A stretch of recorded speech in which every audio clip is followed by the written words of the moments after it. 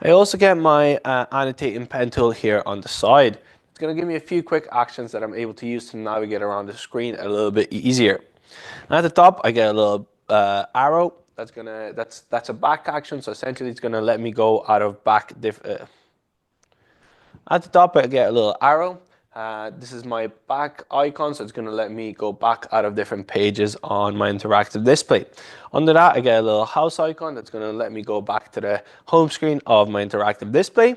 Under that, I get a little HDMI icon. This is going to bring up my menu of different inputs that I have available on my X5. So for example, as I mentioned previously, we have HDMI 1, 2, and 3. We also have DisplayPort, VGA, Type-C, okay?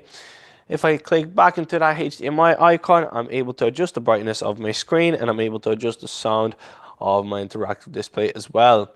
We also get a few different display settings here, like our auto brightness, energy saving mode, eye care mode, and etc. And we also get a few different audio settings here as well, which could be useful for different music classes and etc. So my current audio mode is set to be on standard. We can change it to a meeting mode, class mode, or we can customize the bass, treble, balance ourselves. Under my HDMI icon, I also get a choice for two windows together. This is going to be all the apps that are currently active on my interactive display. I'm able to see my PowerPoint, for example. I'm able to see my Finder, and etc. Under that, we get a choice for a little whiteboard icon that's going to take us to the default whiteboard of that interactive display. Under that, again, annotating pen tool. What that's going to do is it's going to freeze my screen, and I'm able to use 4 different colors of pens. And I'm able to use 4 different colors of highlighters to highlight different things on the screen or annotate around different things on the screen. To delete anything on the screen, I can hold my fist with my thumb up towards me. I'm able to delete anything off the screen, or I can use that little brush and that's going to get rid of everything that I've annotated on the screen. I can save that onto my files. I can use a QR code, and if my colleagues are on the same network as me, they can scan the QR code and they can save a snip of my annotation on the screen onto their own device. Next to that, we get a little cloud icon that's going to allow me to upload that image onto my cloud. Under my annotating pen tool, we also get a choice for a little freeze icon that's going to allow me to freeze my screen. And I'm able to go back into the pen tool and unfreeze it. I'm able to use the blue button on my Clevertouch controller to freeze it or unfreeze it as well. Under that, I get a magnifying glass with a plus sign. Again, that's going to freeze my screen, as you can see on the top right side of the screen. I'm able to zoom into different parts of the screen, move around. I'm able to close it all together. We also get a choice for a snipping tool, so I'm able to snip either one part of the screen, or I'm able to snip my full screen, and I'm able to insert that into my whiteboard. I'm able to share it or save it onto my device. Under that, I get a spanner tool. Inside my spanner tool, I get a spotlight. So if I use my settings tool, I'm able to change the clarity of the screen and the size of that spotlight. I also get a choice for our stopwatch and our timer. So for example, we can set a timer for a minute for a certain activity that we have in the class. I can move that timer around. I can full screen that timer. Once the timer is done, I'm able to click an X and I'm able to exit out of it.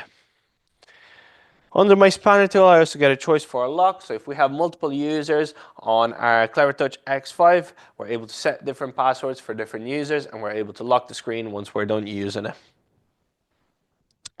I'm going to hit the home icon to go back to the home screen, and I'm going to take you through a few settings that we get with our Clevertouch X5.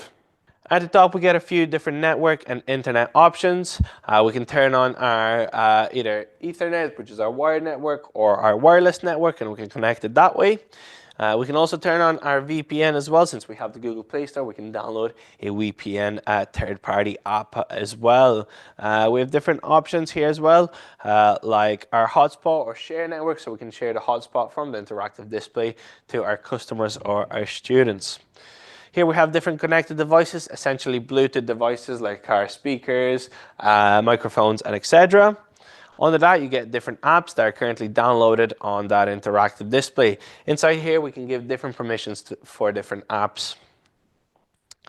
Under that, you get your different notifications. So if you want to be notified by Google Outlook and etc., you can turn the notifications on or off. Under that, you get your storage. So as you can see, I already used 44% of my storage, but we can see we have 64 gigabytes of total storage, and I've currently used 28 gigabytes. We can free up space as well by tapping on that app too. We have our different sound settings that we can pull in from our little HDMI icon as well. We also have our different display settings here, like our lock screen and etc. We also have different themes like our dark mode theme, display size and text that we can change around, and etc. Inside my apps, I also get different default apps. So this would be the default home app. This is where we can change the home application to our education interface or our corporate interface as well. So for example, if I tap on home app, I can change it to looks for education. Now it's going to take a few seconds to change around. After it's done, I get my two side arrows, I get my bottom arrow, and I get my side arrow on the right side as well. I can search for different apps here. I can also go into my settings and I can access the same settings again and change it to that tiramisu interface if I wish to do so. We also get our wallpaper, meaning that we can change the wallpaper around. We also have different accessibility settings here and etc. We have different security settings here to set passwords and users. We also have different location settings where we can allow different apps to use our location. We also have our Google services and preferences. So as you can see, I'm currently signed into my Google account, so we can add in different permissions and preferences for our Google account.